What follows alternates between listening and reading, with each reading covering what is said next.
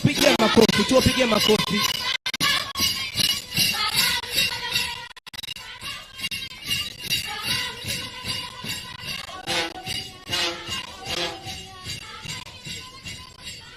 Your Excellency, the next on stage is Ngara Girls High School from Nairobi County in the Nairobi region.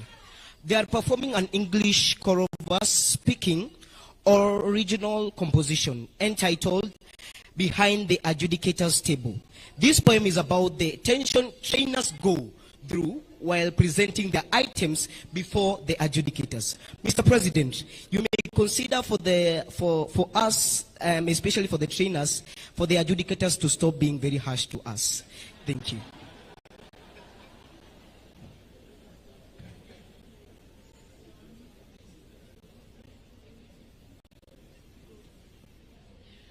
Behind the adjudicator's table, there is a performance. Performer is our trainer. Msanii, our trainer, has pressure. Pressure of winning. He wants to win. Rumor has it. His competitors already performed. Msanii is sweating profusely. Behind the adjudicator's table, his panic has started. Partying with anxiety. Msanii is stressed. Behind the adjudicator's table, there is an item. Look, like a choir conductor dressed in a tuxedo. Who is adjudicated? Msanii visited an Italian ocean. In Mark and Spencer suits. He suits to win. He had dresses like this. Behind the adjudicator's table, there is an item. Painting images of win-win. Dear audience, winning is not easy. Anybody can lose, but losers don't care. As long as they participate, who cares? Not even their trainer. All they say, we are comrades facing on a road of perfection. Our trainer has pressure. He is right behind you, confusing us properly on proper gestures and patience. Behaving like Ikemefuna from Umofia village. Things are falling apart, just like in Things Fall Apart book. Our trainer is suffering. Trophies are eating him, drooling his saliva of hope. Behind the adjudicator's table, Msanii is conducting this verse. Msanii is the arsenal of this festival. No trophy, no win. He performs and waits for another season. He is behaving like a theater, moving here, moving there, wandering in wonder. Behind the adjudicator's table, Msanii is the IT.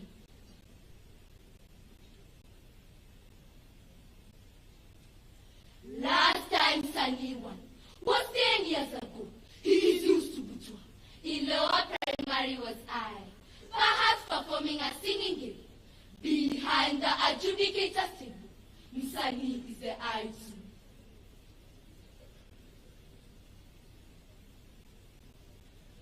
During drama festival, on stage, an item had a house with pressure and doctor's prescription. Just take water. Msanii has a bottle of water, quenching thirst after every 2 minutes. Behind the adjudicator's table, Msanii is the IT.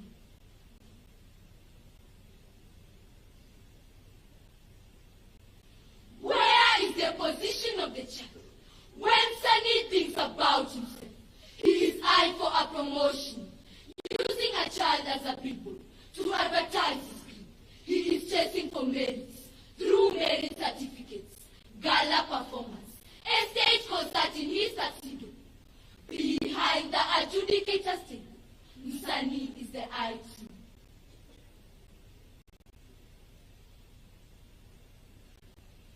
This panic is satanic, demonic demon. Evil spirits planted in all trainers. It is a curse cultivated in them.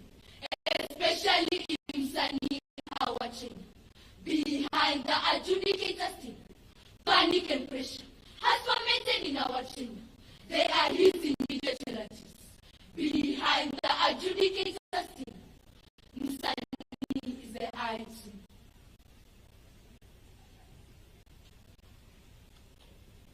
Now, to our trainer Msanii, please calm down. No panic, no pressure. Even the rules say only one item proceeds. No panic, no pressure. The festival belongs to the child. Behind the adjudicator's table, the child is adjudicating you. We beg to leave.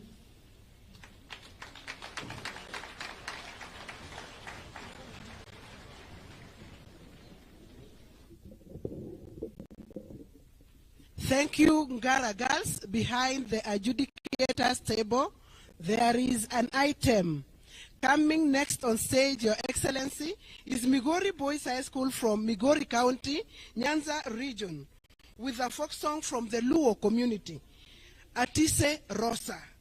This is a song about a young lady who ran away from her matrimonial home due to domestic violence. And now the husband has realized his mistake and wants Rosa to come back home.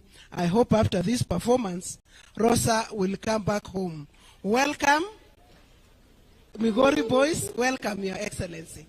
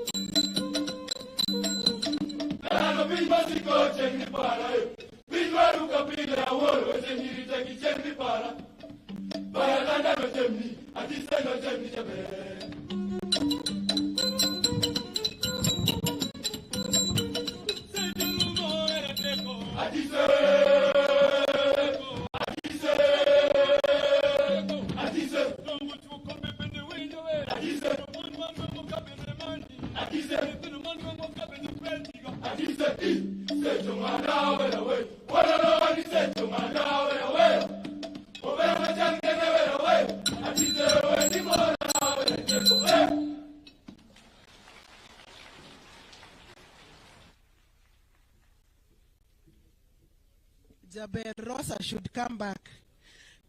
Coming next on stage, Your Excellency, is Sinende Boys High School from Vihiga County, Western Region, performing as Zilizopendwa with live instrument accompaniment for secondary school. Sansa ya Papier, a performance of a song originally sung by Madilu System in praise of Luambo Makiadi Franco of TPOK Jazz. Welcome, Your Excellency. Welcome, Senende Boys.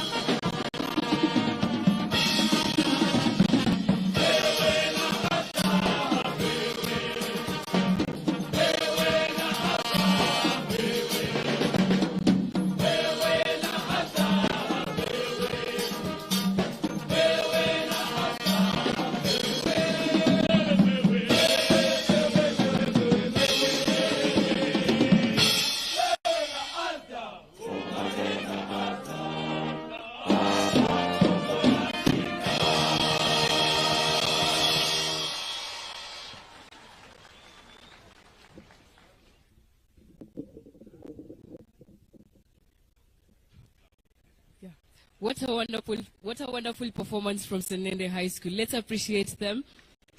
Next on stage, we have Kayatiwi High School from Kwale County, Coast Region, performing a traditional cultural group dance from the Mijikenda community. This dance is usually performed by young men and women to celebrate happy occasions such as childbirth and harvesting.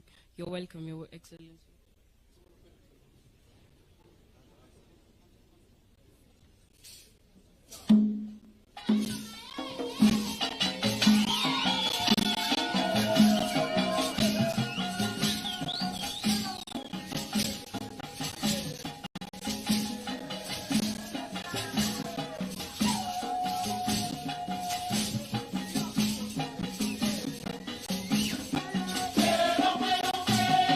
Ayo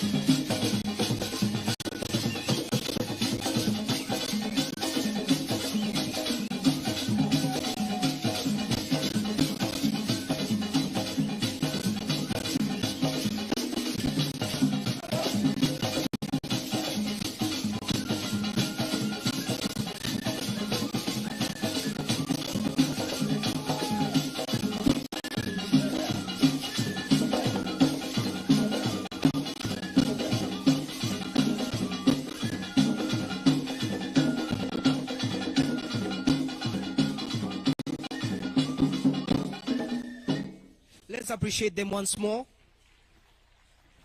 So, Our Excellency, next on stage we have Kakuma Mixed School from Turkana County in the Rift Valley region. They are performing a folk song from the Turkana community entitled Ekisil. This is a song performed during peace meetings. It encourages communities to engage in activities that change their lives positively, like today's activity. Enjoy.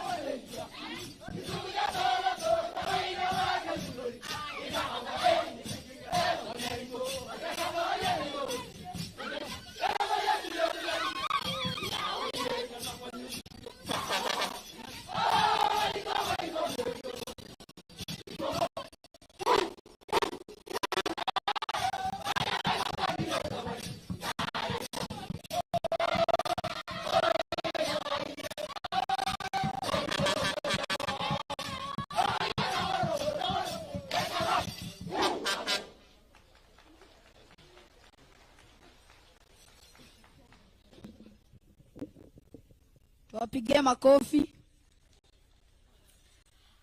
Coming on stage, State House Girls High School, Your Excellency, from Nairobi, with KMF Pop Talent Show, titled Mwalimu Wangu, lead singer Novia Gloria. The song praises teachers for inculcating morals and nurturing talents among students. Welcome. Mic check 1 2. Mwalimu ni shujaa. Najivunia mwalimu wangu, namthamini mwalimu wangu.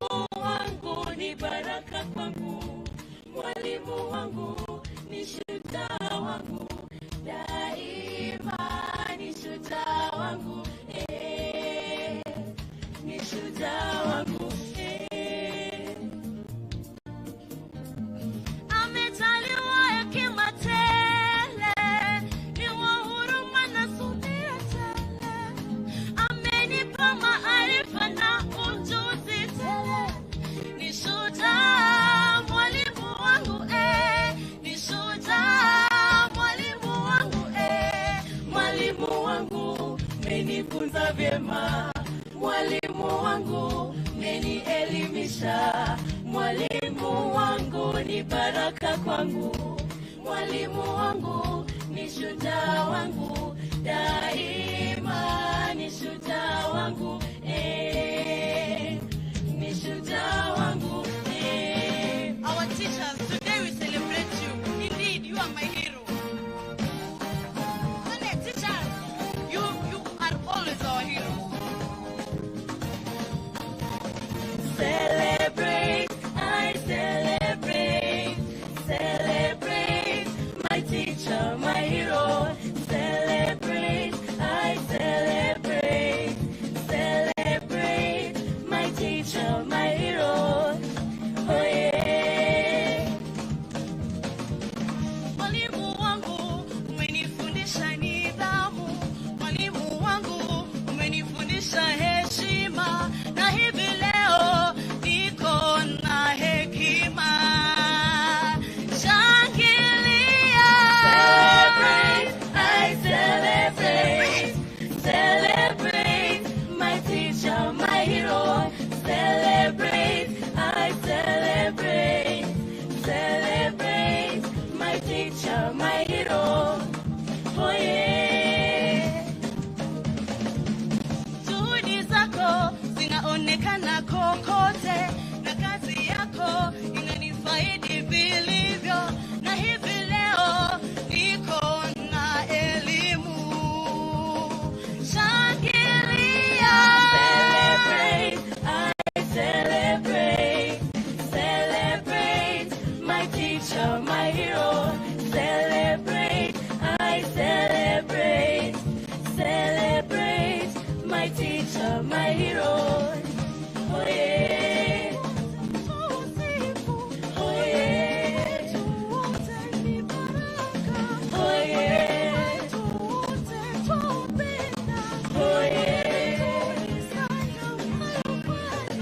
Oh yeah. Celebrate, I celebrate, celebrate my teacher, my hero. Celebrate, I celebrate, celebrate my teacher, my hero. Oh yeah, my teacher, my hero. Oh yeah.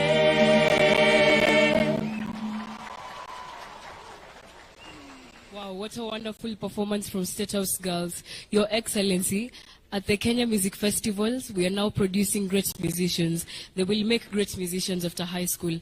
Up next, Your Excellency, we have Ngenya Boys from Kiambu County, Central Region, performing adaptation and arrangement of pop tunes and melodies of African gospel music. Title, Kiriro, by Alan Aaron, featuring Daddy Owen. This is a prayer to God. Thank you, Your Excellency.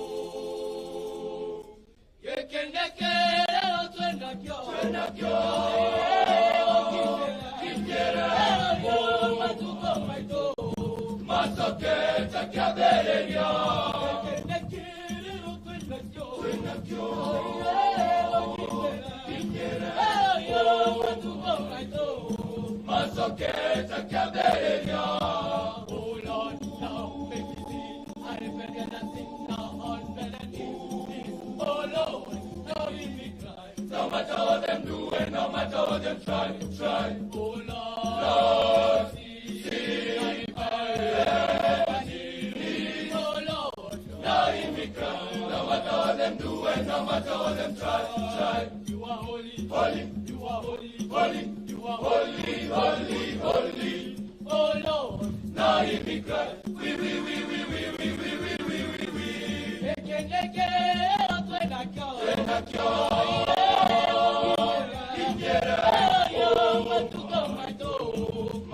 masoketa kiabereria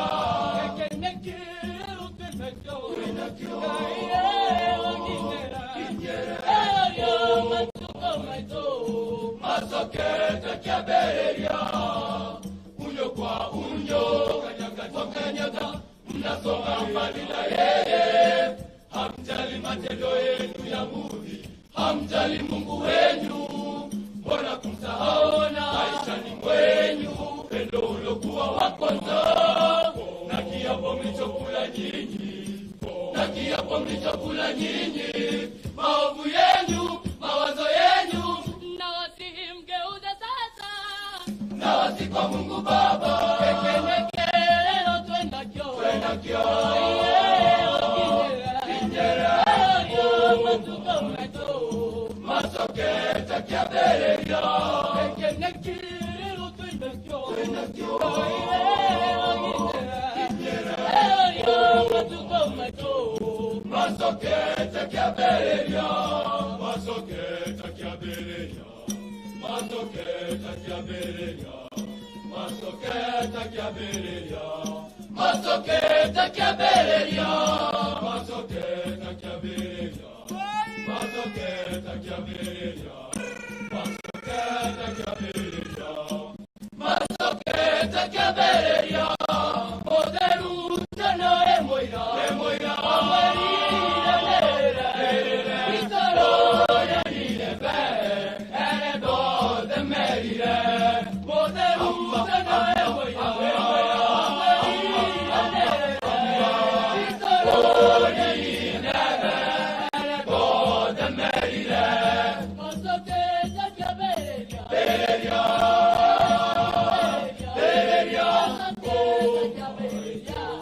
masoketa kiabereria masoketa kiabereria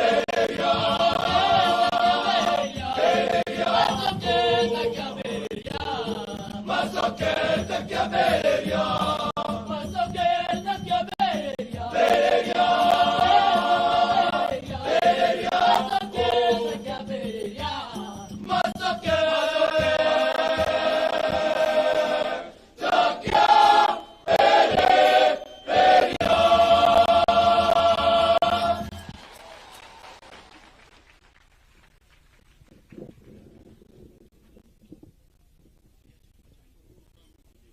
Thank you. Let's clap for them once again. That was a wonderful performance. Coming next on stage, Your Excellency, is Kenyatta University from Nairobi Region, Nairobi County, with an adaptation and arrangement of secular pop tunes and melodies, Zinazo Vuma, from Kenya. We are going to have Mbe Mugasi, a popular Bukusu wedding song, Mbe Mugasi Wangoyo. Welcome, Your Excellency. Welcome, Kenyatta University.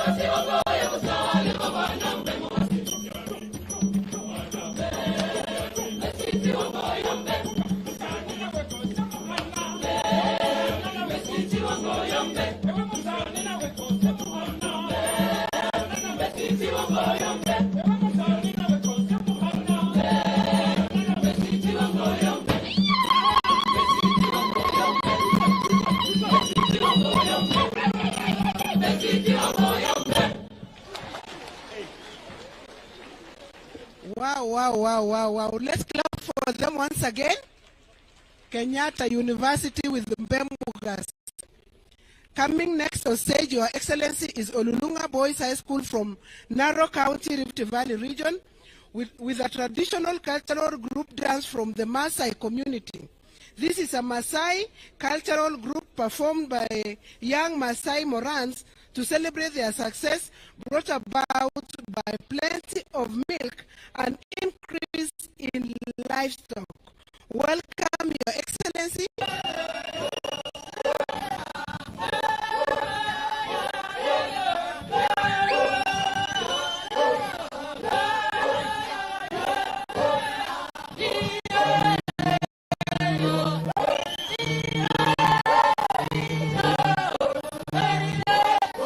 Yeah.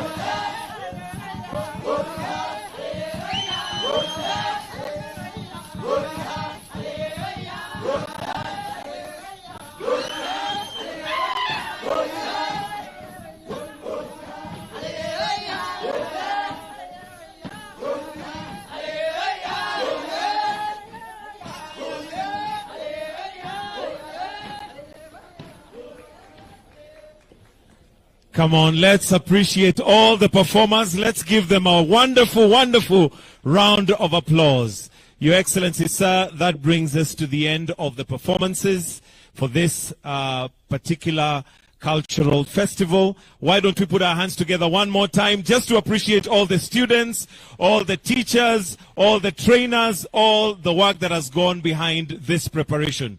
Your Excellency, sir, at this point, allow us now to transition to a few speeches, a few comments, and the first person to give their remarks, I'll invite the chairman of the Kenya Music Festival, Professor Frederick B.J.A. Ngala, to make some brief remarks. Why don't we put our hands together as we welcome the chairman of the Kenya Music Festival. Karibu.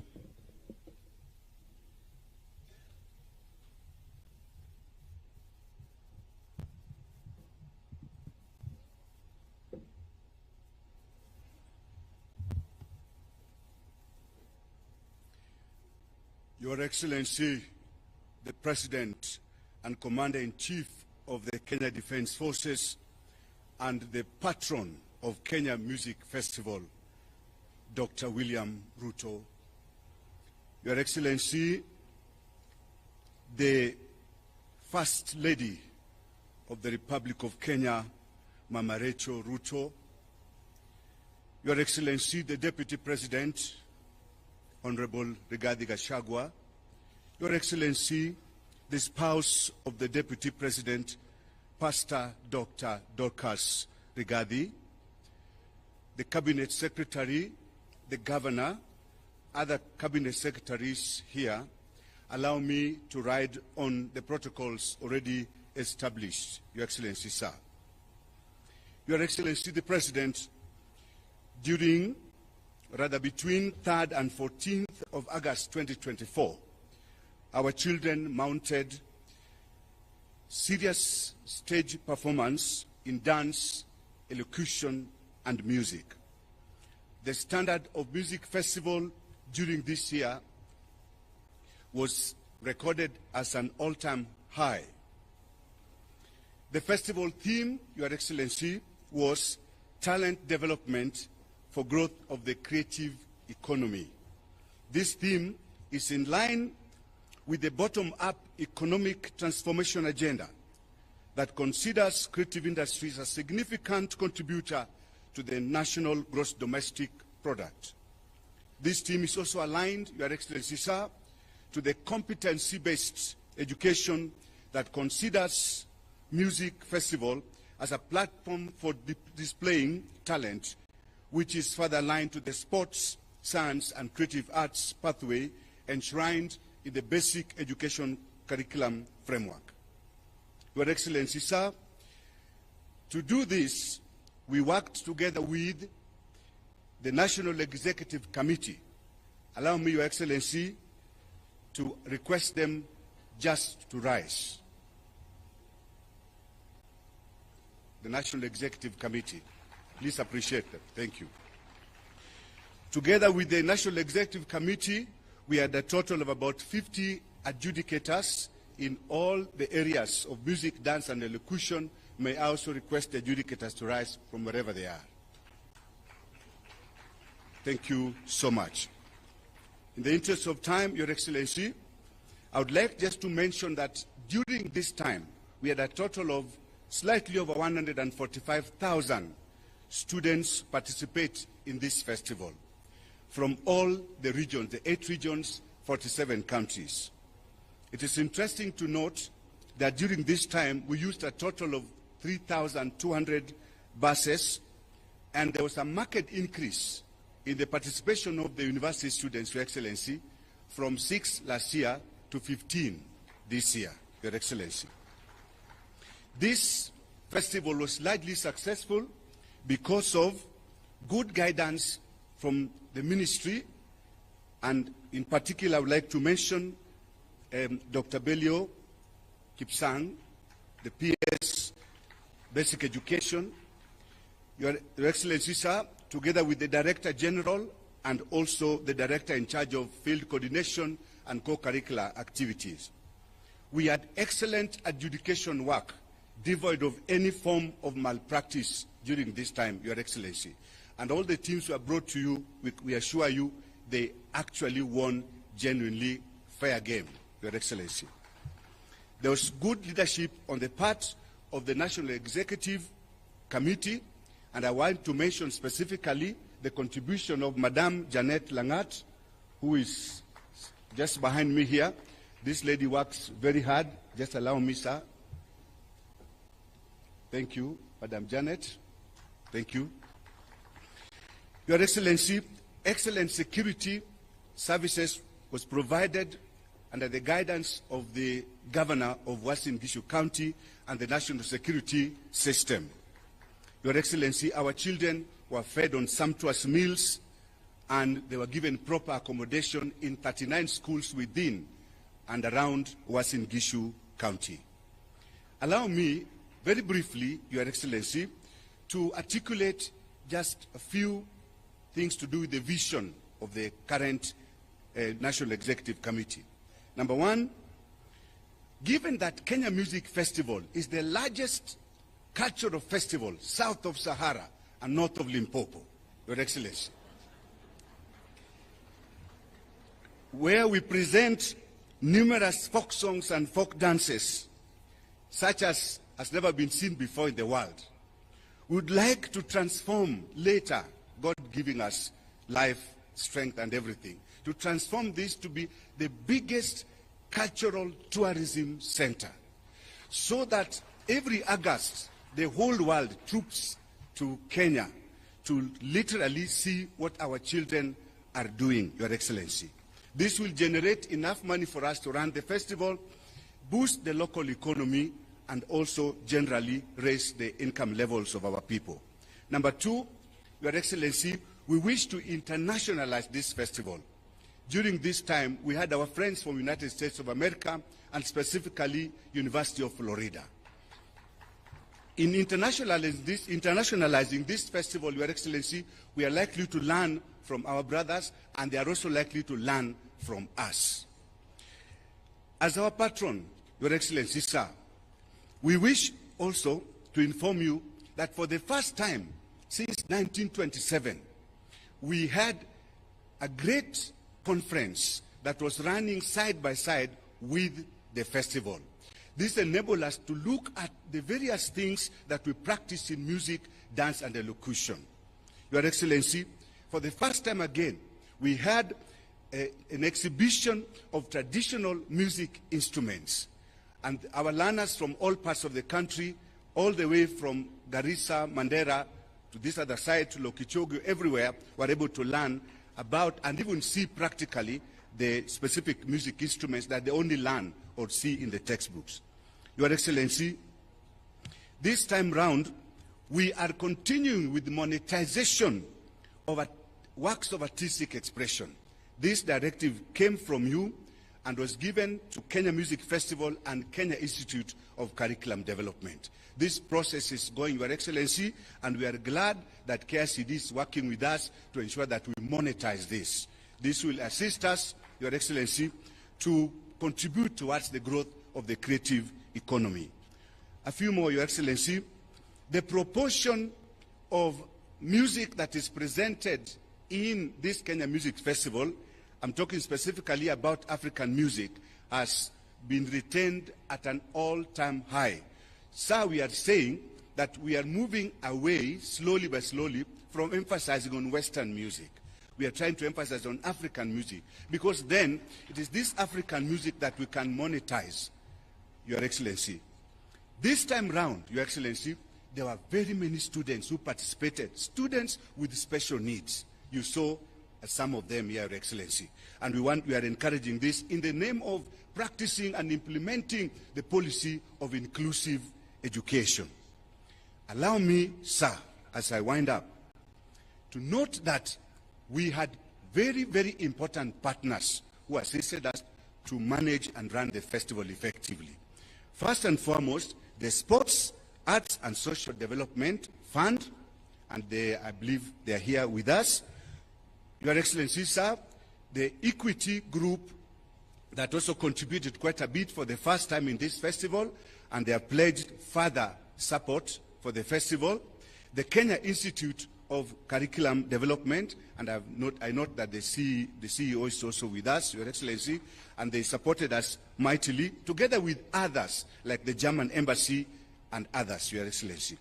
This festival is good for the child. The child benefits every day. They learn from each other. We learn from teachers. We learn from adjudicators. Your Excellency, I want to pass gratitude to the PS who is in charge of this whole area, the Director General, the Director in charge of this, the Governor himself, and very important to us, His Excellency, the President of the Republic of Kenya, who is the patron of this festival. This I would like to mention because, sincerely, he is with us. He has found time to be with us today. He is supporting us. He is an astute leader, an excellent leader, promoter of arts. Your Excellency, sisi tunasema shukrani sana. I thank you most profusely, finally, for advising and leading us well. Like today, you are patiently listening to us. May God himself bless you abundantly. Thank you, sir.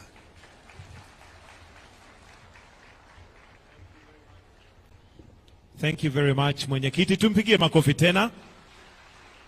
Na kwa ruhusa yako, Mheshimiwa Rais, sasa naomba nimkaribishe Waziri wa Elimu, Mr. Julius Migo Ogamba, patiane hotuba yake, alafu akimaliza amwalike naibu wa rais. Tumpigie makofi tafadhali akija. Karibu sana.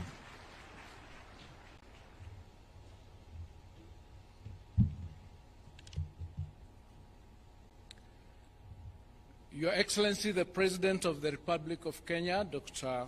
William Ruto, Your Excellency, the Deputy President, Honorable Gachagua, Your Excellency, the First Lady, Mama Rachel Ruto, Your Excellency, the Second Lady, Pastor Dorcas Rigathi, the Governor, Honorable Jonathan B., the Chairman of this music festival, senior government officials, teachers here present, honorable members of Parliament, distinguished ladies and gentlemen.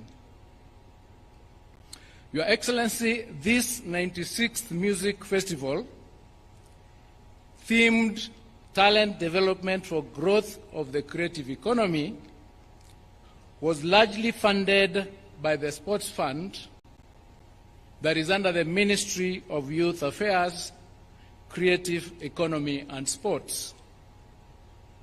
Your Excellency, with your permission, please allow me to welcome my colleague, the CS Minister for Youth Affairs, Creative Economy and Sports, to make his remarks before I make mine. Thank you. Welcome.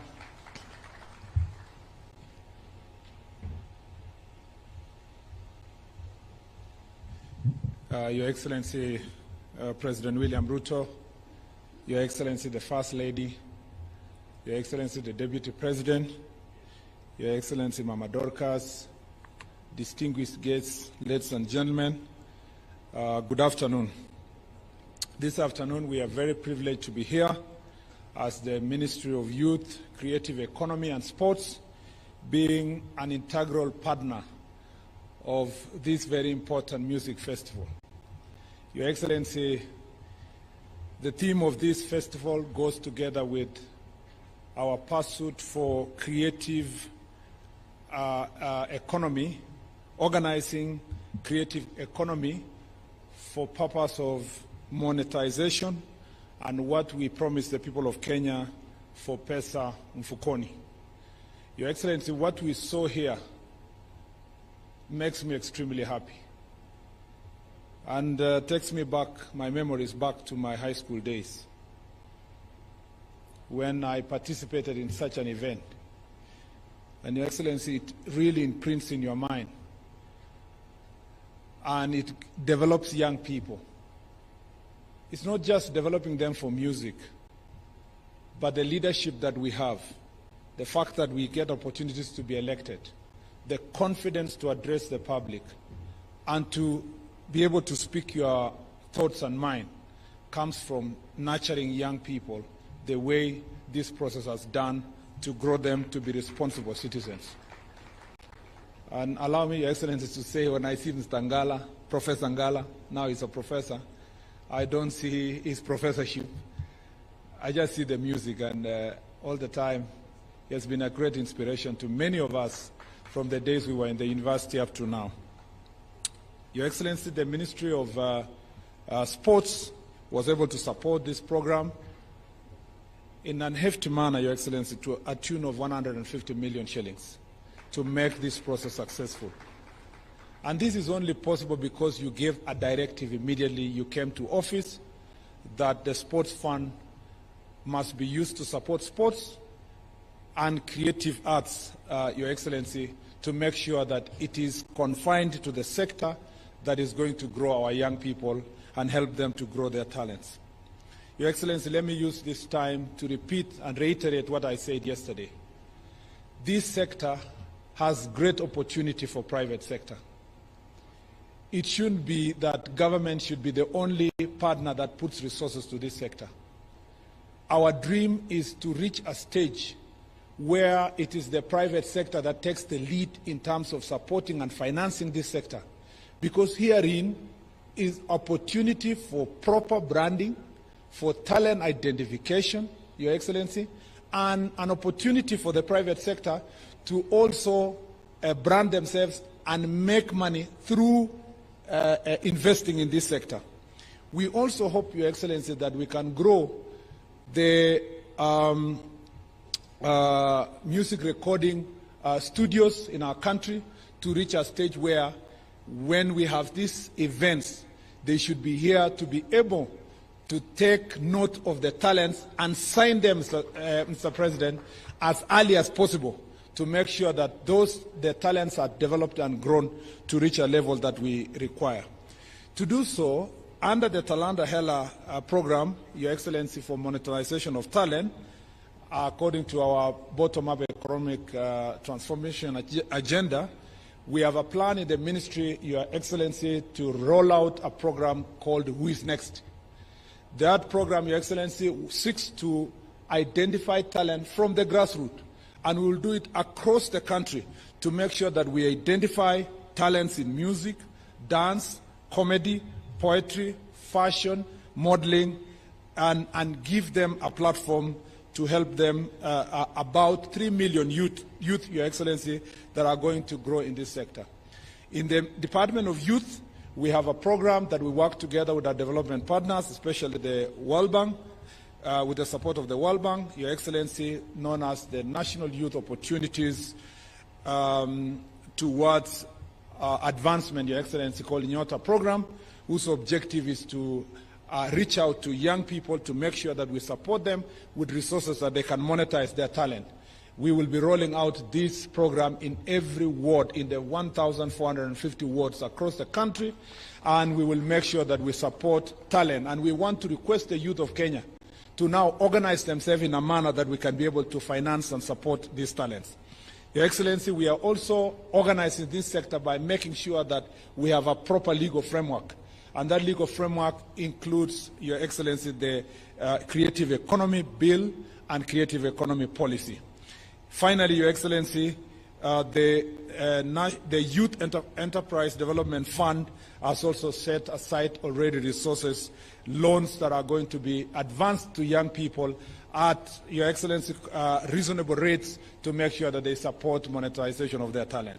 We request that those who have been charged with the responsibility, especially collective management organizations that are managing resources that are collected from our creative industry, especially the music sector, that, Your Excellency, they must be prudent in terms of transferring the resources to the musicians themselves. In the past, we've realized that resources up to 70–80% is retained as overheads, as payments to these organizations for administration, and then very little resources, and sometimes none, go back to the musicians that are the ones who have created this sector. Your Excellency, we are going to organize this sector. We put them on notice. I'm very happy with what is already being done by the Department of Arts in the Ministry of Gender. And Your Excellency, we are going to collaborate together to make sure that this sector is organized for purpose of monetization of talent. As this is my first week in this ministry, I'm extremely excited, Your Excellency, to be working with young people, the people I love, the people I like to mentor. As a former university teacher, I am extremely excited when I see young people in this space doing what they do here, and I can't wait to interact with them more to make sure that we mentor them to be the right citizens who are actually going to grow with their country instead of, Mr. President, kuanguka na their inchi. Thank you, Mr. President. Asante sana. Thank you, Waziri. Your Excellency, on behalf of the Ministry of Education, I wish to most sincerely thank you for inviting the learners of Kenya to St. Lodge Eldoret. This is a memorable event that shall forever be engraved in the minds of these learners. Your Excellency, as these learners trained and competed from the zonal level to the sub-county level, all the way to the national level, top in their minds was to perform in State House before the head of state and the whole country. For those gathered here today, it is a dream come true. Your Excellency, the Ministry of Education, under your strategic leadership, has put the CBC agenda firmly back on track. There is a clear path arising out of the recommendations that were presented to you by the Presidential Working Party on Education Reforms. These are some that are undergoing legal processes, but those that were operational in nature are being implemented to the letter. I'm glad to report to you that junior school has firmly taken root to the extent that at this gathering, Your Excellency, we've witnessed presentations by junior school as a standalone. The committee earmarked categories most specifically for junior school. Next year, we shall be having a full junior school, and the learners at that level will compete totally independently. This category of learners will be lucky since some will be charting the sports, science, and performing arts pathway, which is a direct product of the CBC. Your Excellency, sir, over the last 9 days, we had a total of 145,800 participants, broken down as follows. The preschool participants were 12,354. The primary school were 29,876. Junior school were 22,876. Secondary school were 43,256. The teacher training colleges were 13,965. TVETs came in at 8,987. Universities at 3,809, making a total of over 145,800. This increase, Your Excellency, in the numbers is attributable to the new entries by the junior school. The learners were comfortably accommodated in our learning institutions within Eldoret County. Your Excellency, I wish to appreciate the Sports and Social Development Fund for heeding your directive and fully supporting this co-curricular activity and other co-curricular activities in the Ministry of Education. This particular activity was fully funded by the Sports Fund. I also wish to thank other partners, including Equity Bank, the KICD, the Communications Authority of Kenya, the Kenya Universities and Central Placement Services, COOPS, and all these other partners that made this happen. Your Excellency, Moi Girls, and by extension, Eldoret, hosted this event and these students. And I therefore wish to also thank the Governor for hosting this big event. Your Excellency, I wish to thank you for your continued support towards university education, especially, Your Excellency, in the implementation of the student-centered university funding model that is currently in its second year. I wish to confirm that we have implemented your directive that all universities release the new fee structure letters stipulating only the household contribution towards the total cost of the degree programs. Over 125,000 students have so far applied, and out of this, 100,080 specific letters have been issued to the students as of this afternoon. Your Excellency, those cover 36 universities, and we are on course to meet the deadline, which is in 2 or 3 days away. That is by the 19th of August, 2024. Your Excellency, those who may have challenges with the band that they've been placed in has been provided a portal where they can put in their appeal, and our teams will deal with those concerns and respond to them as appropriate. Your Excellency, I take this opportunity now to congratulate all the performers and the winners, and also the people of Eldoret for gaining the city status yesterday. I thank you all, and God bless you, and God bless Kenya. Thank you. May I take this opportunity now to invite His Excellency Honorable Gachagua to make his remarks.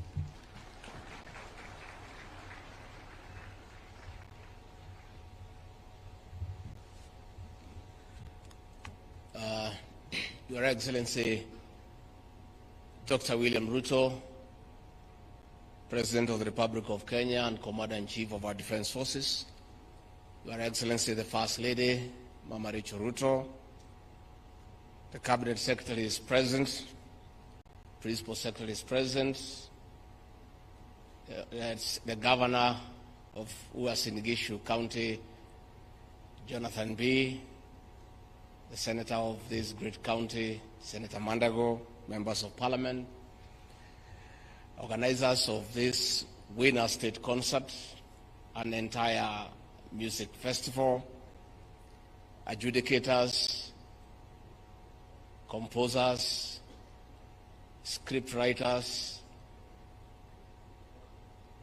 and the creative artists in this hall, good afternoon. God is good, and all the time. Nisalimieni kwa hewa. Bwana Yesu asifiwe. Your Excellency, before I say one or two things, then I invite you to address this concert. Let me take this opportunity first to acknowledge the leaders present here, because it's important that the participants know that the leadership of this country is here to witness the performances that have been exhibited here. Of course, we have the CS for Education, Julius Ogamba, mpigie makofi.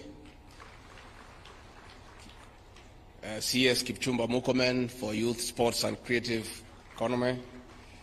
The CS for the National Treasury and Economic Planning, John Badi. We have, of course, the Governor of this great county, Jonathan B., a.k.a. Kotumoja.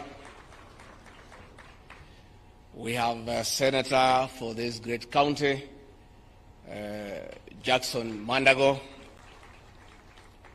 I've also seen the Secretary General of Kotu, Francis Atwoli. I saw him smiling when the Senator boys were performing on Zilizopendwa. His love for Lingala music is the worst kept secret in this country. I think Mzee, you really enjoyed it. We have PS's present, the PS for Immigration, Julius Bitok, Pigieni Makofi, the PS for Sports, Peter Tom, Pigieni Makofi, the CS for TVET, Esther Moria, Pigieni Makofi, the PS for Education, Belio Kipsang, Pigieni Makofi, the PS for the National Treasury, Chris Kipto, Pigieni Makofi, the PS for Higher Education, Beatrice Nyangala, Pigieni Makofi, the PS for Tourism, John Olotua, Pigieni Makofi, the PS for ICT, Engineer John Tanui, Pigieni Makofi, and the PS for Culture, Arts and Heritage, Umi Bashil, Pigieni Makofi. Your Excellency, we also have in attendance members of Parliament, the Honorable Julius Meli, the MP for Tinderet, Pigieni Makofi, the Honorable Farah Malim, the MP for Dadaab, Pigieni Makofi, the MP for Dagoretti South, John Kiarie, Pigieni Makofi, the MP for Lemuru, Engineer John Kirago, Pigieni Makofi, nominated Member of Parliament, Joseph Wainaina, Pigieni Makofi, the MP for Garsen, the Honorable Ali Wario, Pigieni Makofi, the MP for Sirisia, the Honorable John Weluke, Pigieni Makofi, the MP, the Women Rep for Baringo, Florence Jematia, Pigieni Makofi, the MP for Lugari, Nambuera Nabi, Pigieni Makofi, the MP for Aldai, Marianne Ketani, Pigieni Makofi, the MP for the Mheshimiwa Oboka Milemba, Pigieni Makofi, and the one and the only engineer in Parliament, the Honorable Oscar Sudi, the MP for Kapsaret. Your Excellency, I'm very happy to accompany here to this winners concert. And we want to thank you for always creating time to sample the best in our creative space.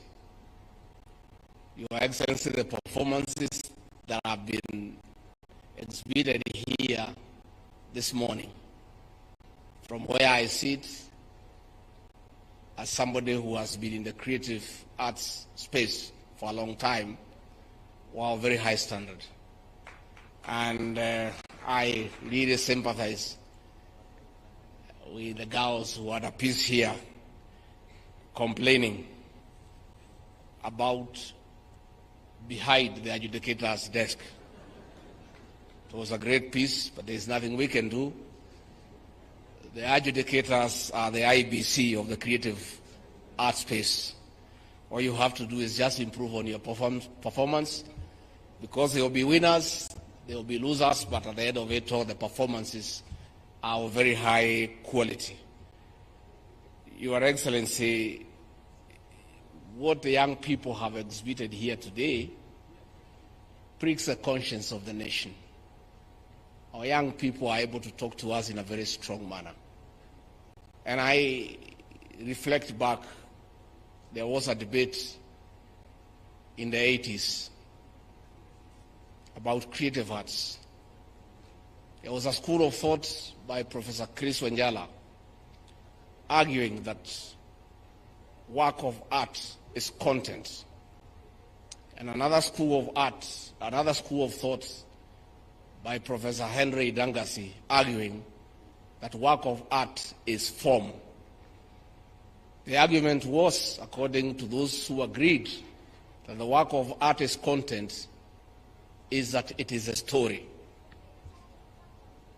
Work of art is a story.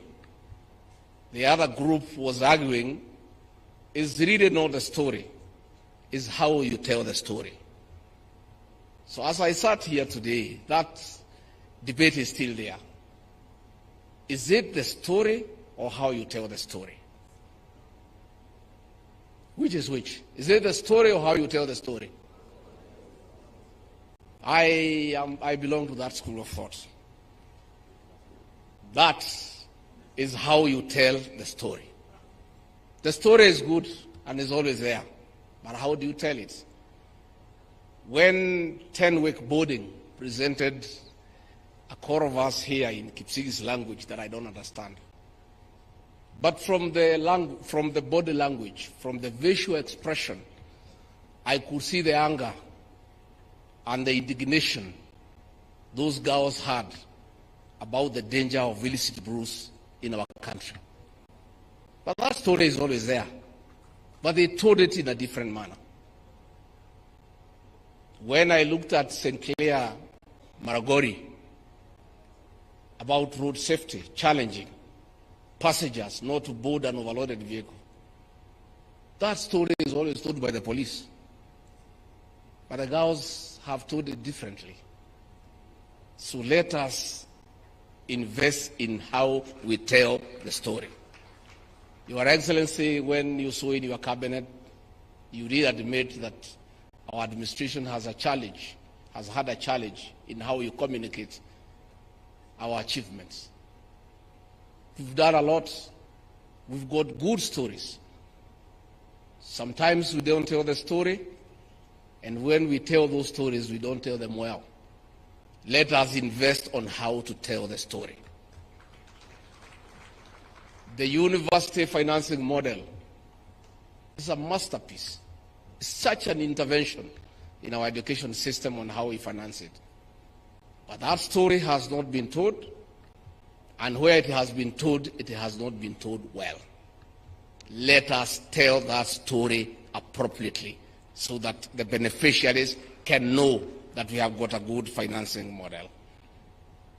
So, Your Excellency, I want to say I'm very happy. Last year, we were with you in Nakuru. When I went home, after seeing the performances, I was very calm and slept very well. And my wife asked what had happened that I slept so well. I told her I was in a beautiful state concert. And she said, next year, I want to come with you so that I can also sleep well. So I asked her to come along today. And of course, I was very happy to see Kenyaga Boys, where I was for 6 years. And I was in the creative space, learning how to tell a story and tell it well. So I want to say congratulations to the performers. Continue telling the story, continue impacting on society through the creative space. And I want to thank Kipchumba Murkomen, the way you have explained. Let us invest more in our young people so that they can help us instill values in our society. They can help us communicate difficult messages in a light manner, in a manner that is not only educative, but also entertaining.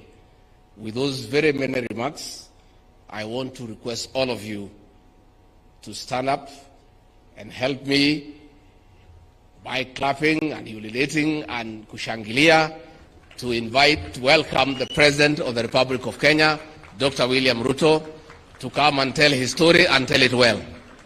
Mr. President.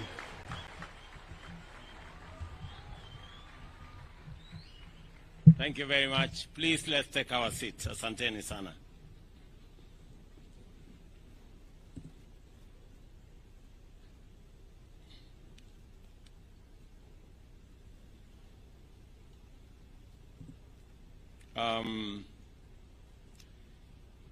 Your Excellencies, honorable members, distinguished artists, good afternoon.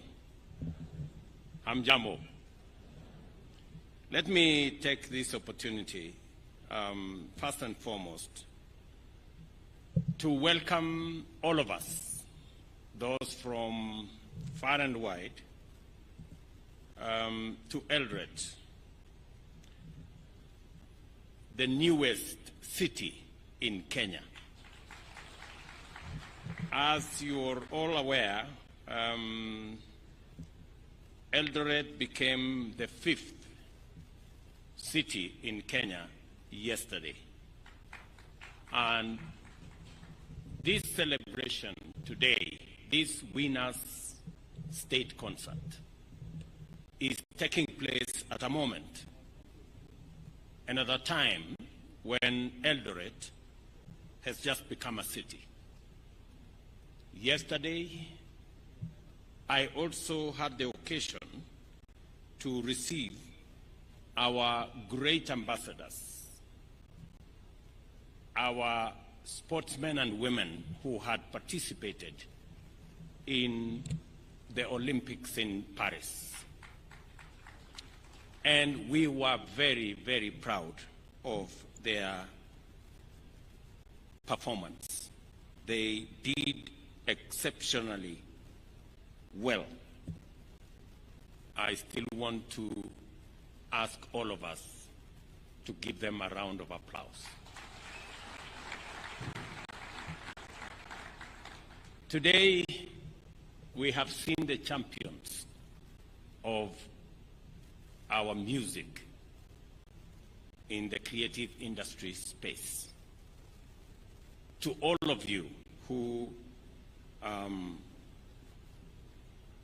participated, those of you who have won, let me congratulate you on my own behalf and on many friends and the people of Kenya for making us proud with your performance. And I take this opportunity to welcome all of you to this very special state concert, hosted, as I have said, in Kenya's 5th city, the city of Eldoret, commonly known as the City of Champions. It is truly fitting that as we celebrate the conferring of city status on Eldoret, this new city also plays host to the National Music Festival. This great occasion is a testament to the limitless potential and talent that resides in our nation, Kenya, the natural land of champions. I have been informed that it is the very first time this event is being hosted in Eldoret. Congratulations, Uasin Gishu County, for all the work you have done together with the leadership of this event to host this occasion. I am also aware that it is the very first time that a state concert is being hosted here in State Lodge, Eldoret. Again, let me welcome all of you here. Please forgive me for the situation outside here. It's not very tidy because this place is not used to hosting big events like this. Next time, I will make sure that I improve on my hosting. I need to do some work around this compound to make sure that when I have guests like you, you have ample and adequate space to come to. The Kenya Music Festival has long been a fountain of creativity, nurturing the raw and potent talent found in our young and youthful learners. Over time, this festival has offered a platform for learners to showcase their boundless gifts in music, dance, and poetry. These talents, identified meticulously and shaped and honed by the dedication of teachers, tutors, and lecturers, have played a transformative role in our society, building confidence and instilling pride in those who have graced the stage, as I saw them here this morning and afternoon. This year's theme, Talent Development for Growth and the Creative Economy, is both timely and aligned with the government's agenda. We recognize the creative economy as a pillar of our national economic transformation, and the Kenya Music Festival is a vital component in this endeavor. From vocal and instrumental music to traditional and contemporary dances, and from scripting to public speaking, this festival has demonstrated its enduring legacy in developing a broad range of creative talents. The digitization of these performances, spearheaded by the Kenya Institute of Curriculum Development, is already providing our students with new avenues for recognition and revenue generation as their content reaches not only local and regional, but also global audiences online. This festival's impact on the creative economy can neither be gainsaid nor overstated. It fosters local talent, promotes economic growth, preserves our cultural heritage, and builds a sustainable creative system. Additionally, it provides our learners with the opportunity for international exposure, preparing them to compete on the world stage. As you are aware, Kenya has been given the opportunity by the German government to be the country to showcase our culture next month in Germany. And among the participants that will participate in that event in Bonn in Germany will come from this festival. It will also come from the drama festival. The numbers involved in this year's festival speak volumes about the value we place on the creative and performing arts.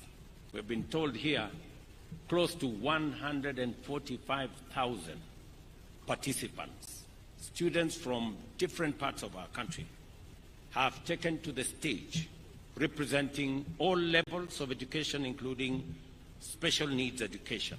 And we saw the children here from Joyland Thika, and they did a fantastic job. This inclusivity is a hallmark of this festival, ensuring that every child has an opportunity to realize their full potential. To further support the aspirations outlined in this year's theme, the festival has introduced categories that directly link participants to the performing art industry. Notably among these is the Pop Talent Show, which provides a space for students to compose and produce their own music using modern technology. With this and the experience around it, our students are positioned to become composers, performers, and recording artists, attributing and contributing to Kenya's vibrant music industry. The festival also plays a crucial role in preserving our cultural heritage through the performance of traditional dances. We must promote these classes and document these dances to ensure they are preserved for current and future generations. This year, we witnessed the first national conference in music held alongside the competitions, as was ably explained by Professor Ngala. We must position Kenya as a cultural and music tourism hub, both at the county and national level. I also extend a warm welcome to guest teams from other countries who joined us this year, and I hope to see more international participation in the future. The success of this festival would not be possible without the support of our partners. Your contribution, collaboration, allows us to realize the government mission of educating and creating a better world together for the future. On the financing of Kenya Music Festival activities, I urge the leadership to propose sustainable measures and form stronger partnerships with the private sector. The festival must find alternative sources of income to ensure its sustainability and continued success. I have heard what both ministers have said about this, about the plans they have on how to make this sustainable, how to bring on board the private sector, how to expand the sponsors, how to create opportunities for advertising, for talent identification, for the whole space around the creative economy. And I am looking forward to an ecosystem that is going to fund itself as we go into the future. And we will be deliberate on making sure that that becomes the case. Ladies and gentlemen, the creative arts, music, dance, and elocution are not only sources of immense national pride, but also of gainful employment. These industries support jobs in sound engineering, event management, costume design, and more. The government of Kenya has made several initiatives to support these sectors, including strengthening copyright laws to protect artists' intellectual property and ensure they receive their fair compensation for their work. I'm very happy that the Minister for Youth and Creative Economy has said that more money will be going to the artists and less to the agencies. It is my position and direction that 80% of those resources should go to the artists. At the moment, as less as 20% gets to the artists. Royalties is not money for running offices. It is not money for paying for fuel for cars. It is not money for paying salaries. Royalty is money for artists. And it must be the case. So going forward, the copyright space, the whole creative industry management must now focus on ensuring that 80% of the money raised as royalties in this sector get to the artists. Those are my instructions, Waziri. You know what to do from there. We are also working with county governments to establish and maintain cultural centers and performance venues, providing artists with the facilities they need to thrive. This is another space that I will want us to work together around to see that we build the necessary infrastructure to support the creative and art space. The performance we have witnessed here today are a testament to the dedication and hard work of our teachers, trainers, and students. The education and entertainment value of this production is immense, and I have been thoroughly impressed by what I have seen. As we conclude, I wish to commend Uasin Gishu for being a hospitable host and for the support provided by the county government and security agencies to make sure that this event, a huge event of 140,000 people in this city is not a mean feat. Congratulations. For the teams proceeding to the international stage, I have a message for you. Like I reminded our triumphant athletes who have just returned from the Olympics in Paris, you are both our best and the world's finest. There is nothing, and I repeat, there is nothing that is beyond you. So go ahead and make your country proud. Please, by all means, shine.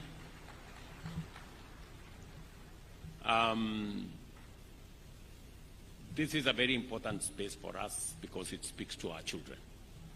And I know this cannot happen without teachers.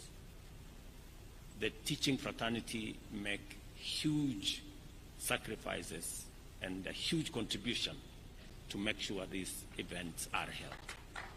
To all our teachers, trainers, and artists in that space, my congratulations for doing a wonderful job. I remember last year I made a commitment that we are going to identify teachers in this co-curriculum space and promote them for what they are doing. I am happy that the directive I gave to the Ministry of Education has been implemented, and 407 teachers who are in the co-curriculum space were promoted last year. I also want to say that we will continue to recognize teachers who are operating in this space and also give them national awards. Last year, I gave 17 teachers in the co-curriculum space national awards, recognizing their contribution to the progress of our nation. We will continue to identify, we will continue to work with you to make sure that we continuously promote this space. Let me also say that as the Minister for Education and the Deputy President have said, we have now concluded sending letters for the new students who had earlier been sent letters that did not have sufficient clarity. That in the next 2 days we will conclude that process so that every parent knows what it is that they need to contribute as the government shoulders the bigger part of our university education and TVET education.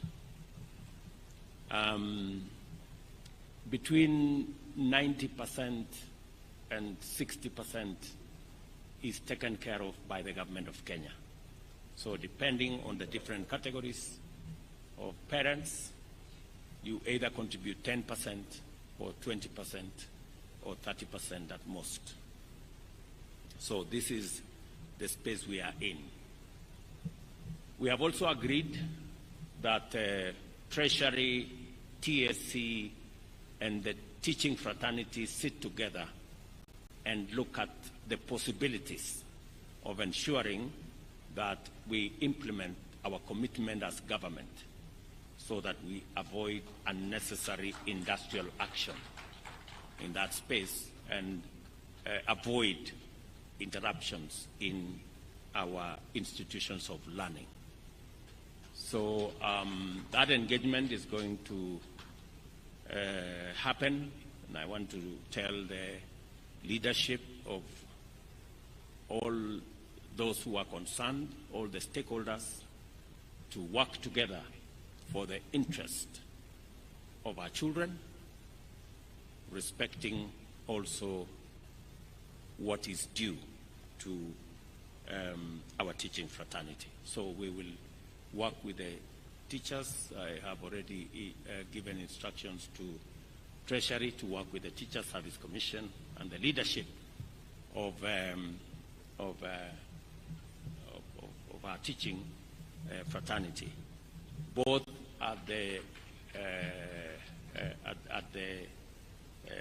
NAT and the Coupet level, and also at the other university levels.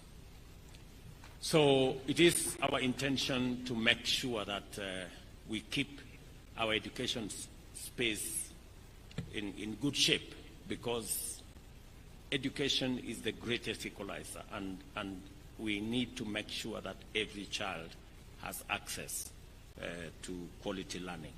And we will continue to do that for the sake of our country. Otherwise, I am very happy this afternoon to participate in this great concert. I wish all of you well. As you go back home, please carry our greetings with you to your parents and to your schools and to every part of Kenya that you've come from. I am very happy to see people here from Kwale, from Turkana, from down in Migori, and all the rest of the place that you have come to this city.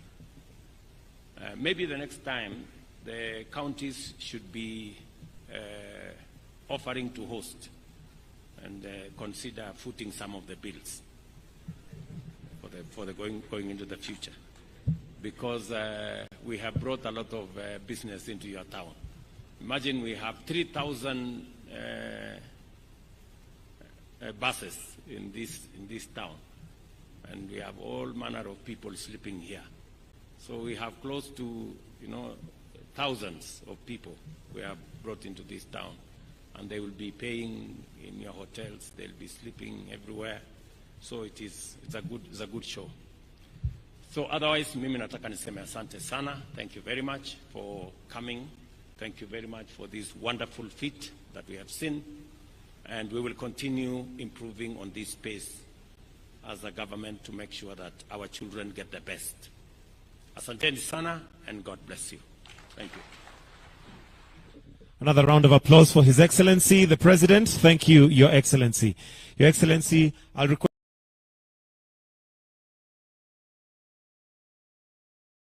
is Best Primary School, Lukenya Academy. Let us appreciate them as they are coming on stage. That is Lukenya Academy. Moi forces should be on standby.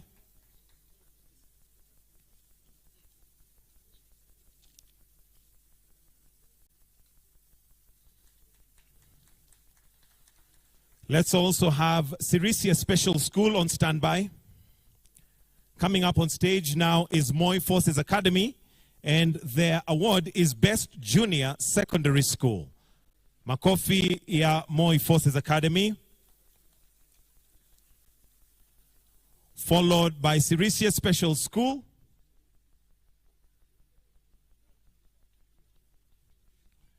Best Pre-Vocational Institution. Makofi kwao.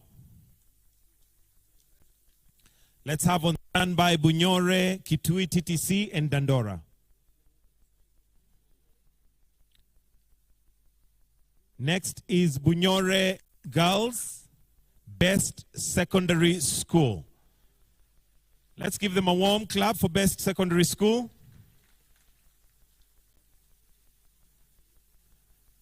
Next is Kitui TTC. Best Teachers College.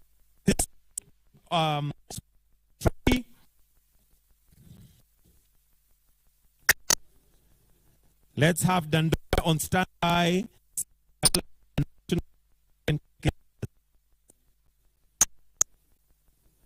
Next is Dandora Green Light VTC, Best Vocational Training with Uraya Tree. Tuwapigie makofi tafadhali. Next we have Sigalagala National Polytechnic.